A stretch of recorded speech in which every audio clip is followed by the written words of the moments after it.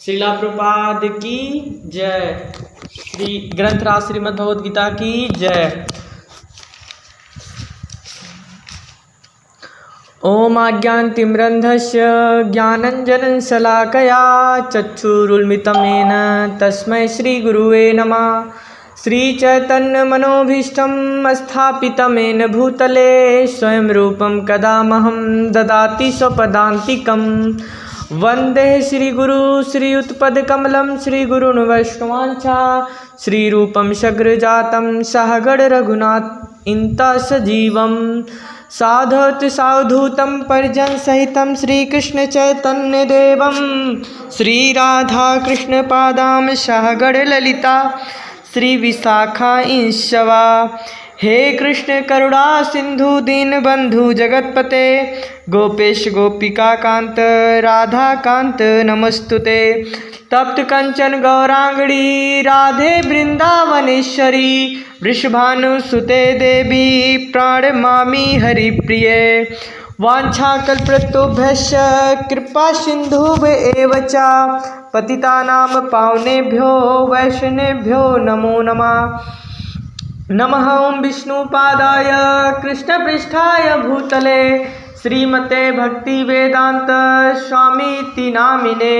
नमस्तस्यै सरस्वती देवी गौरवाणी प्रचारिणे निर्विशेष शून्यवादी पाश्चात्य देश तारिणे। जय श्री कृष्ण चैतन्य प्रभु नित्यानंद श्री अद्वैत गदाधर श्रीवासादि गौर भक्त वृंद। हरे कृष्णा कृष्ण कृष्णा हरे हरे हरे राम राम राम हरे हरे।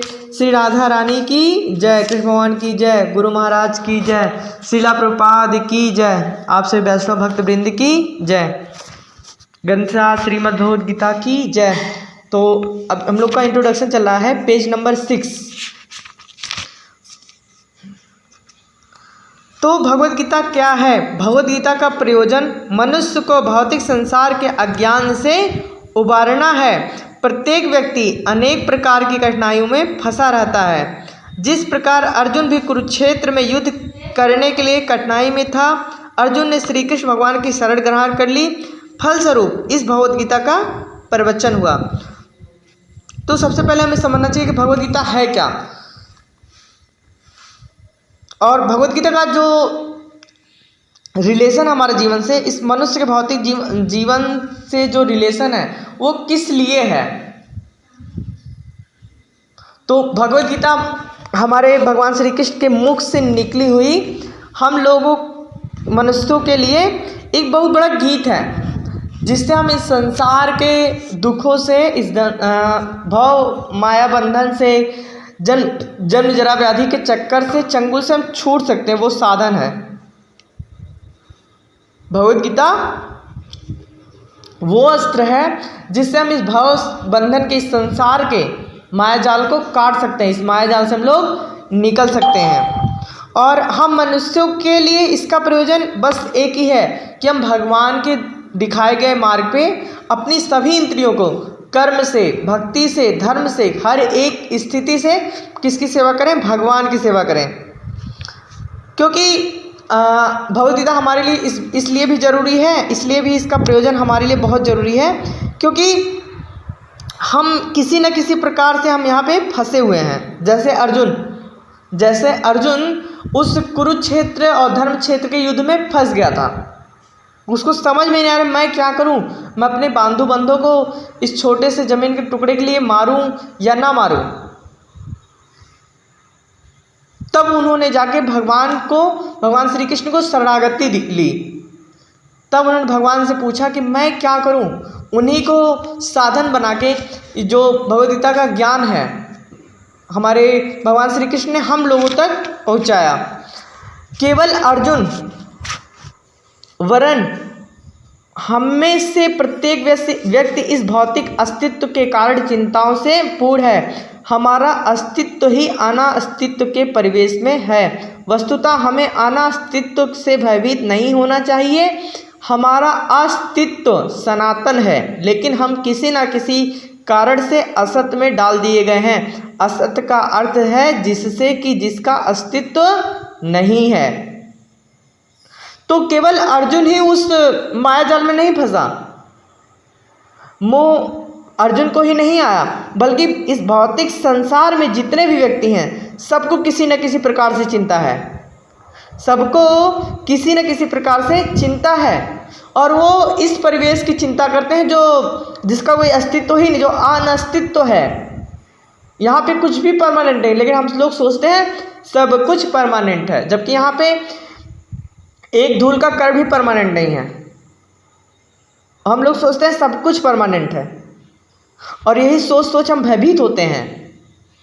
जैसे हमको पता है हमारी मृत्यु एक ना एक दिन होगी, पक्का पता, लेकिन फिर भी हम उससे भयभीत रहते हैं। अरे मेरी मृत्यु हो जाएगी, मेरे बच्चे कैसे रहेंगे। आप बताइए,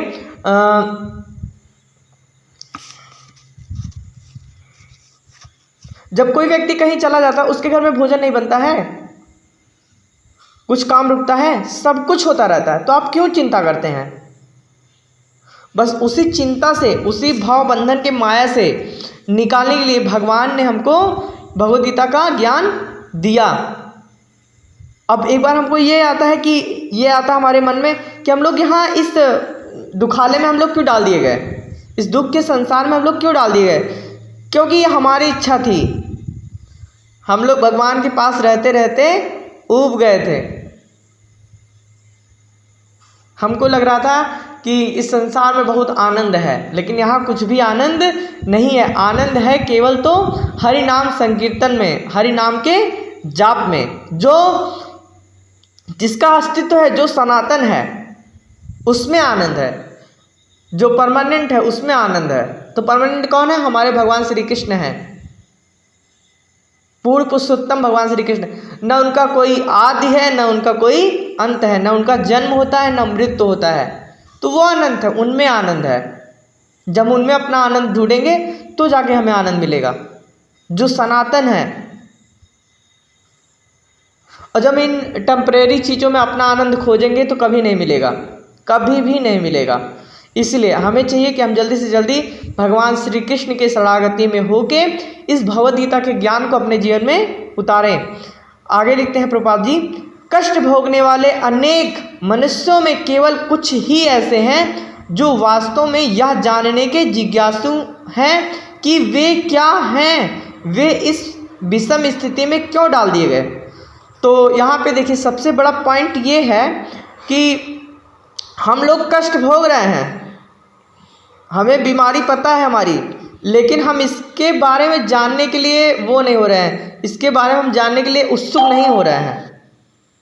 जैसे जो चल रहा है चलने दीजिए। हमारे फादर आए, वो भी उनका जन्म हुआ, बड़े हुए, शादी किए, बच्चे किए और बूढ़े हो गए, अपने बच्चों के लिए घर बनवाए, इतना बड़ा बड़ा गाड़ी बनवाए, इतना जहाज बनाए और चले गए। उनको भी आनंद, अब वही हम भी करेंगे। फिर हमारे और जो पीछे की पीढ़ी आएगी वही की, हमसे आगे जो पीढ़ी आएगी वही करेगी। लेकिन किसी को ये नहीं पता है कि परम शुद्ध आनंद कहाँ मिलेगा, जहाँ पे आना ही ना पड़े। जैसे मैंने जो कष्ट झेला है वो मुझे अच्छे से पता है कि ये सब कष्ट है इस संसार में,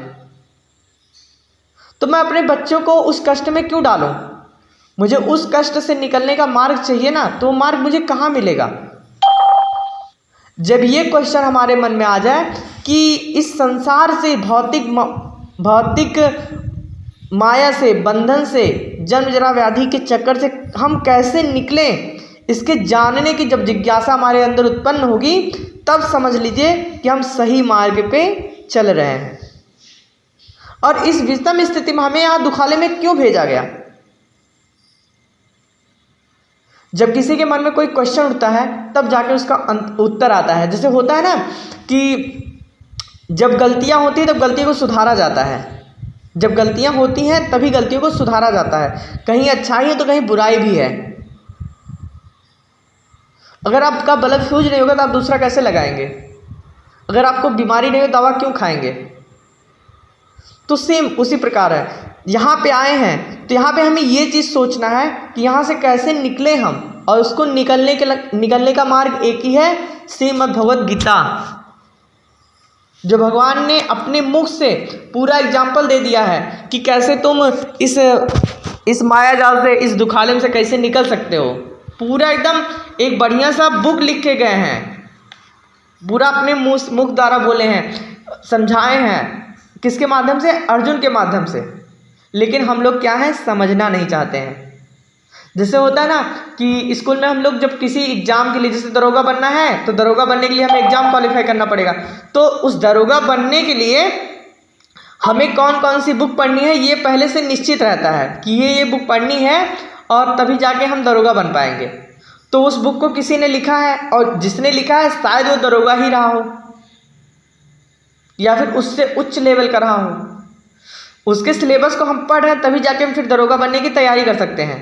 तो ठीक इसी प्रकार हमारे जीवन में भी है कि हमारे गुरुजनों को पता है, हमारे गुरुजनों को पता है कि कौन सा मार्ग जो है जो भगवान के पास ले जा सकता है, क्योंकि वो हमारे गुरु जो है वो उनसे अटैच हैं, भगवान से बिल्कुल अटैच हैं।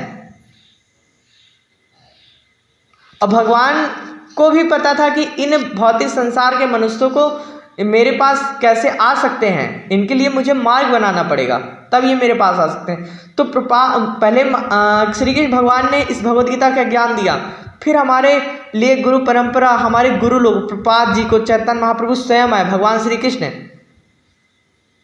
कृष्ण चैतन्य महाप्रभु, इसलिए उनको कहते हैं चैतन्य महाप्रभु। भगवान खुद भगवान थे, भगवान श्री कृष्ण खुद थे, वो हमको सिखाने आए तुम इस मार्ग पे चलो, फिर जाके इस भवबंधन से तुम पार पा सकते हो। अगर तब भी हम ना सीखे तो हम लोग मतलब एकदम समझ लीजिए कि हमारा यहाँ पे कोई अस्तित्व तो है ही नहीं। जब तक मनुष्य को अपने कष्टों के विषय में जिज्ञासा नहीं होती तब तक उसे यह अनुभूति नहीं होती कि वह कष्ट भोगना नहीं अपितु सारे कष्टों का हल ढूंढना चाहता है। जब तक उसे सिद्ध मानव नहीं समझना चाहिए। मानवता तभी शुरू होती है जब मन में इस प्रकार की जिज्ञासा उदित होती है। ब्रह्म सूत्र में इस जिज्ञासा को ब्रह्म जिज्ञासा कहा गया है। अथा तो ब्रह्म जिज्ञासा मनुष्य के सारे कार्यकलाप असफल माने जाने चाहिए यदि वह पार ब्रह्म के स्वभाव के विषय में जिज्ञासा न करें। अतएव जो लोग यह प्रश्न करना आरंभ कर देते हैं वे क्यों कष्ट उठा रहे हैं या वे कहाँ से आए हैं और मृत्यु के बाद कहाँ जाएंगे, वे ही भगवद गीता को समझने के सुपात्र विद्यार्थी हैं। निष्ठावान विद्यार्थी में भगवान के प्रति आदर भाव भी होना चाहिए। अर्जुन ऐसा ही विद्यार्थी था। तो भगवद गीता हम तब समझ सकते हैं जब तक हम शरणागति नहीं ले लेंगे, जब तक हम भगवान को भगवान नहीं मानने लगेंगे। जैसे जल है तो जब तक हम उस जल को जल समझकर नहीं पिएंगे तब तक हमारी प्यास नहीं बुझेगी। जैसे जल है, अभी हम सोच लें कि नहीं ये जल नहीं ये जहर है, तो हमारी प्यास बुझेगी? कभी नहीं बुझेगी। तो ठीक उसी प्रकार ये भगवद गीता है। जब तक हम इसे भगवान की वाणी समझ के अपने अंदर नहीं उतारेंगे तब तक ये हमारा कल्याण नहीं करेगी। जिस दिन हम जान लेंगे ये भगवान के मुख के द्वारा निकली अमृत है जो हमें इस धराधाम से पार कर सकती है और एकदम सरेंडर हो जाएंगे, तब जाके और एकदम विद्यार्थी की जैसे क्लास में टीचर आते हैं सभी बच्चे स्टैंड अप हो जाते हैं, एकदम शांत हो जाते हैं।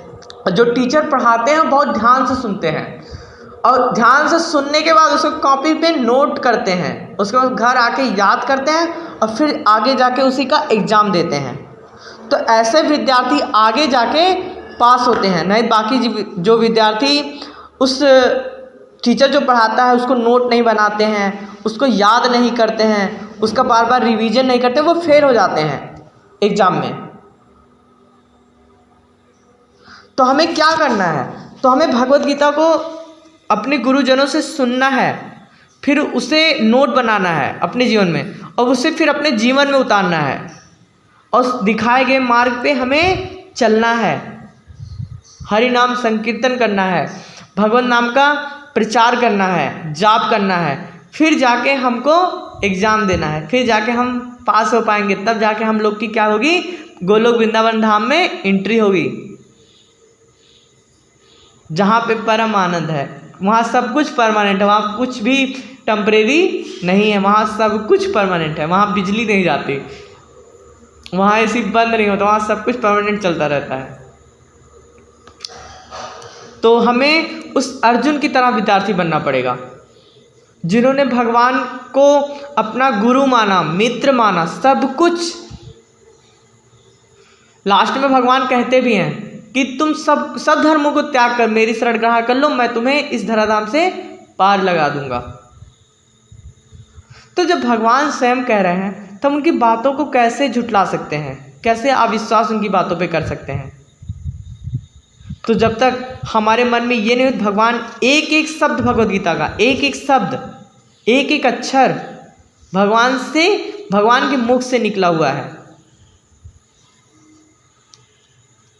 हमें इस पर विश्वास करना पड़ेगा, तब जाके भगवद गीता हमारा कल्याण कर पाएगी। आगे प्रभुपाद जी लिखते हैं, जब मनुष्य जीवन के वास्तविक प्रयोजन को भूल जाता है तो भगवान श्री कृष्ण विशेष रूप से उसी उद्देश्य की पुनर्स्थापना के लिए अवतार लेते हैं। तब भी असंख्य जागृत हुए लोगों में से कोई एक होता है जो वास्तव में अपनी स्थिति को जान पाता है। यह भगवद गीता उसी के लिए कही गई है। वस्तुतः हम सभी अविद्या रूपी बाघिन के द्वारा निगल लिए गए हैं, लेकिन भगवान जीवों पर विशेषतया मनुष्यों पर कृपालु है। इसी उद्देश्य से उन्होंने अपने मित्र अर्जुन को अपना शिष्य बनाकर भगवद गीता का प्रवचन किया। तो यहाँ पे जब हम आए तो हमें क्या करना था? भगवान की भक्ति करनी थी, और यहाँ पे आने के बाद हम लोग भूल गए कि हमें क्या करना है। तब भगवान स्वयं आते हैं हमें याद दिलाने के लिए। भगवान स्वयं आते हैं। हरे कृष्ण प्रभु जी। यस माता जी। हरे कृष्ण प्रभु जी। हरे कृष्ण माता जी। प्रभु जी 9:30 हो गए हैं ना, फिर से आएंगे? नहीं माता जी, अभी चलने दीजिए, अभी चलेगा क्लास। अच्छा अच्छा।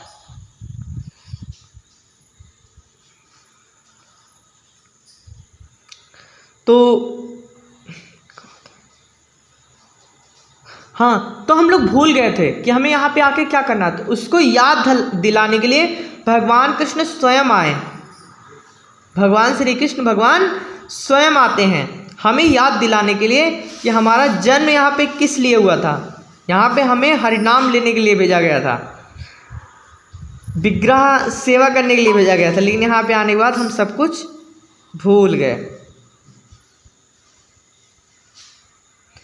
तब भगवान आते हैं, उस ज्ञान को देते हैं, और उस ज्ञान में कोई सैकड़ों में एक व्यक्ति के अंदर भगवान का ज्ञान का उजाला होता है।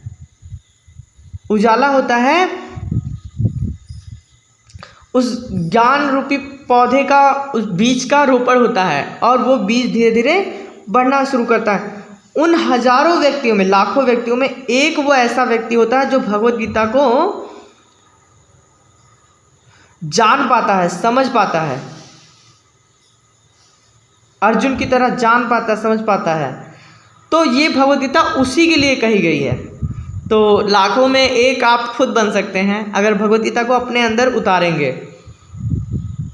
क्योंकि हम लोग के साथ में क्या हो गया है, हम लोग को माया ने एकदम बांध दिया अपनी तरफ। आओ मेरे में उलझे रहो, ढेर सारा बढ़िया बढ़िया बंगला मिलेगा, बढ़िया गाड़ी, बढ़िया घर, सुंदर बीवी, सुंदर पति, यहाँ पे सब कुछ सुंदर मिलेगा, सुंदर बच्चे, यहाँ पे सब कुछ सुंदर मिलेगा, लेकिन परमानेंट कुछ भी नहीं मिलेगा। सब कुछ अच्छा मिलेगा लेकिन परमानेंट कुछ भी नहीं मिलेगा। और भगवान कहते हैं कि आओ तुम्हें सब कुछ परमानेंट आनंद मिलेगा, लेकिन थोड़ा सा कष्ट करना पड़ेगा। आपको 16 माला जाप करना पड़ेगा, 4 नियम पालन करना पड़ेगा। और माया देवी कहती है यहाँ कुछ भी नहीं करना, आओ सब कुछ अच्छा मिलेगा, आओ। तो लेकिन जानते हैं हीरा, सोना और चांदी सब लोग खरीद सकते हैं, लेकिन हीरा कोई व्यक्ति खरीद पाता है। तो अर्जुन जी ऐसे ही भगवान के वो शिष्य थे, वो हीरे की ही तरह थे, उनको हीरे की परख थी।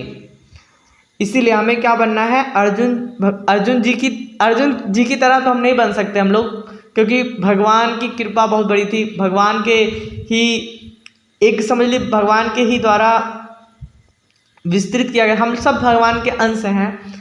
तो हमें भगवान की तरह नहीं बनता, भगवान के दिखाए गए आचरण पर चलना है हमें। इसीलिए हमें क्या करना है, भगवान का हमें सेवक बनना है। भगवान नहीं हमें बनना, हमें भगवान का सेवक बनना है। तो हमें सेवक बनने की हमें क्वालिटी आना चाहिए ना। तो हमारे भगवान जैसे कह रहे हैं हमें वैसा ही करना चाहिए। हमेशा हमें क्या करना चाहिए, भगवत नाम का प्रचार, हरि नाम का संकीर्तन और भगवत नाम का जाप, हरि नाम का जाप और 4 नियमों का पालन जो हमें हमारे गुरु बताते हैं।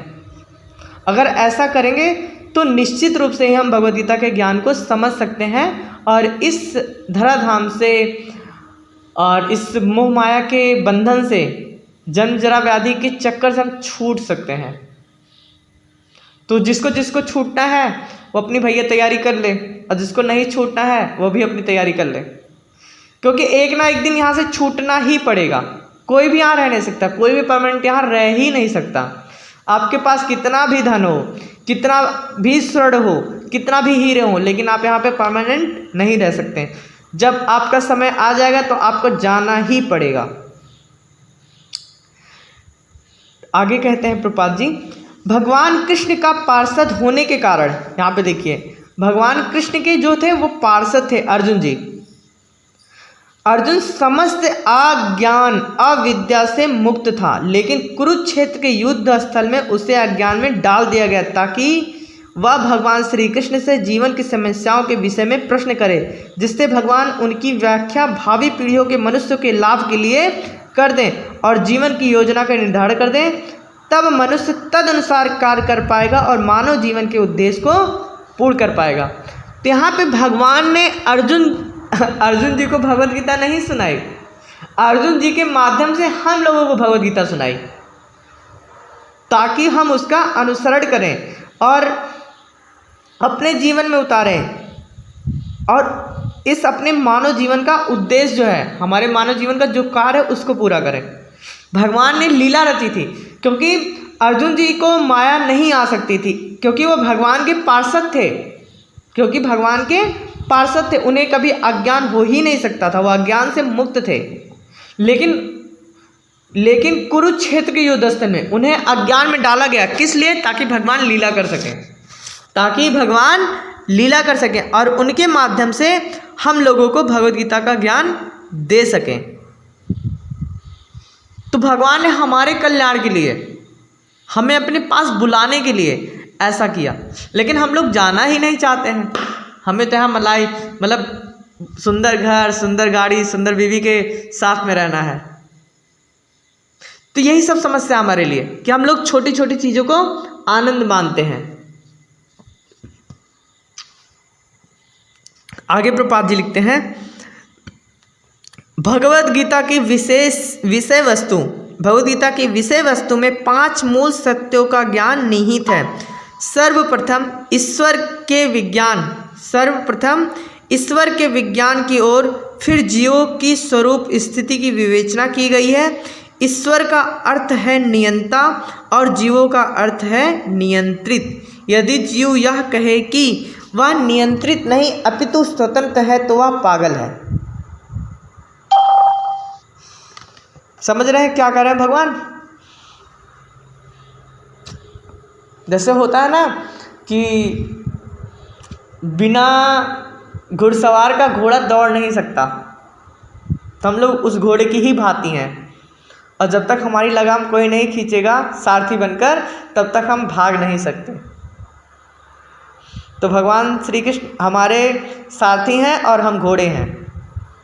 जब हमारा लगाम खींचेंगे तभी हम दौड़ पाएंगे। तो हमें नियंत्रित कौन करते हैं? भगवान श्री कृष्ण स्वयं नियंत्रित करते हैं। लेकिन हम अपने आप को क्या मान लेते हैं? कभी कभी अनियंत्रित अपने आप को मान लेते हैं। हमारे पास कोई नियंत्रण ही, हमारे ऊपर कोई है ये नहीं है, जो है हम ही हैं। तब जाके हम भटक जाते हैं।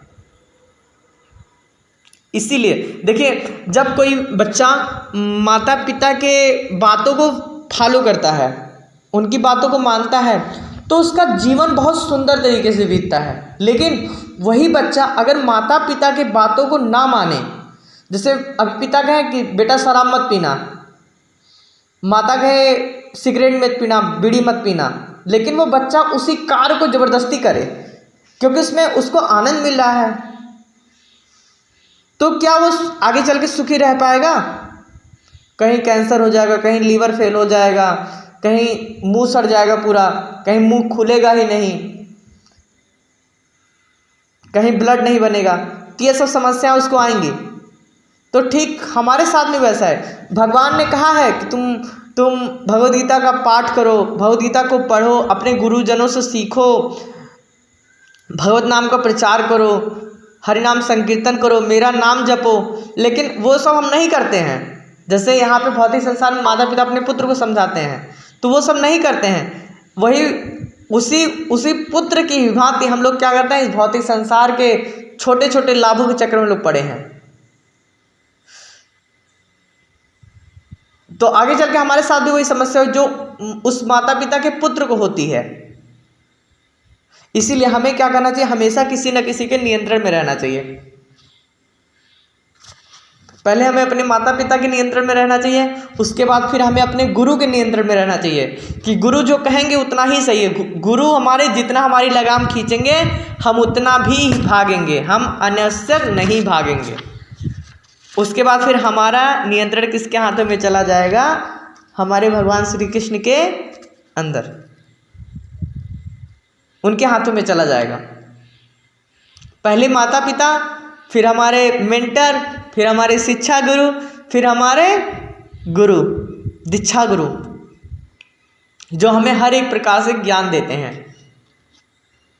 जैसे होता है ना कि पहले आप विधायक के पास जाइए, फिर संसद के पास जाइए, फिर मुख्यमंत्री के पास, फिर प्रधानमंत्री के पास, फिर राष्ट्रपति के पास। तो यहाँ पे भी हमारे मेंटर कौन है, हमारे विधायक हैं। हमारे शिक्षा गुरु कौन है, हमारे सांसद हैं। और उसके ऊपर फिर हमारे मुख्यमंत्री कौन है, हमारे गुरु महाराज हैं। फिर उनसे ऊपर जो प्रधानमंत्री हैं वो हमारे प्रपात जी हैं। फिर उनसे ऊपर हमारे जो राष्ट्रपति जी हैं वो हमारे भगवान श्री कृष्ण हैं। तो हमें इन सब के नियंत्रण में रहना पड़ेगा। अगर हम इन सब के नियंत्रण से भागेंगे तो हमें सजा मिलेगी ही मिलेगी। तो प्रपात जी आगे कहते हैं, जीव सभी प्रकार से कम बद्ध जीवन में तो नियंत्रित है, अतः भगवद गीता की विषय वस्तु ईश्वर सर्वोच्च नियंता तथा जीव नियंत्रित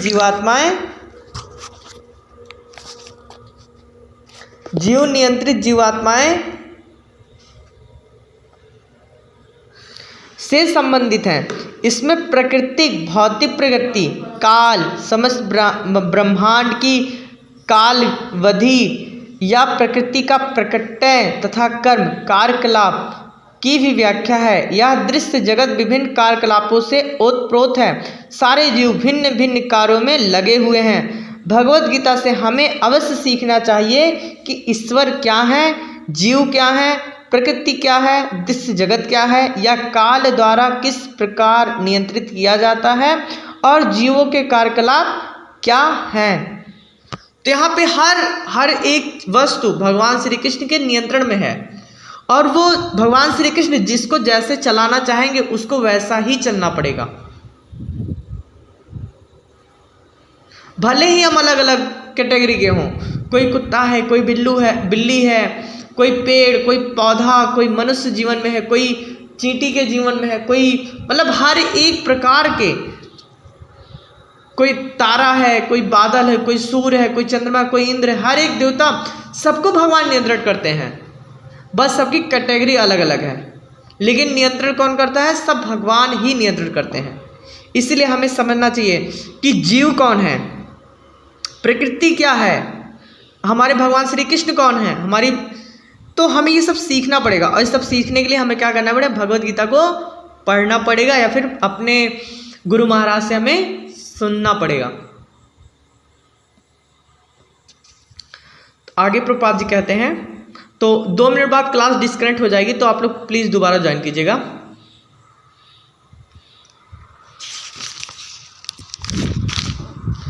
भगवद गीता के इन 5 मूलभूत विषयों में से इसकी स्थापना की गई है कि भगवान अथवा कृष्ण अथवा ब्रह्म या परमात्मा अथवा परम नियंता, आप जो चाहें कह लें, सबसे श्रेष्ठ हैं। जीव गुण में परम नियंता के ही समान है। उदाहरण,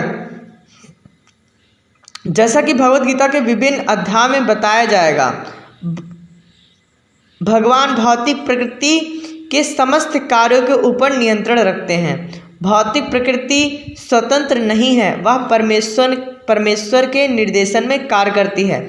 जैसा कि भगवान श्री कृष्ण कहते हैं कि मायाधे छेड़ प्रकृति सूयते सचरम, भौतिक प्रकृति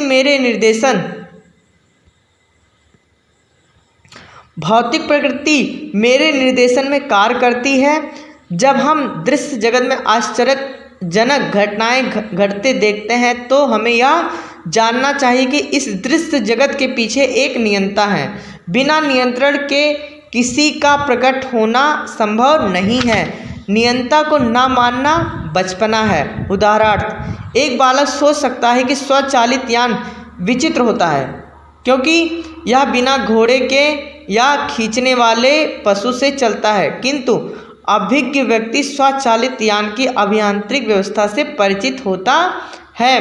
वह सदैव जानता है कि इस यंत्र के पीछे एक व्यक्ति, एक चालक होता है।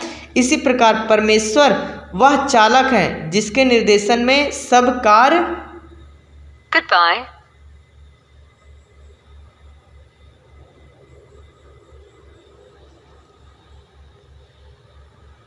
You are the only participant in the conference.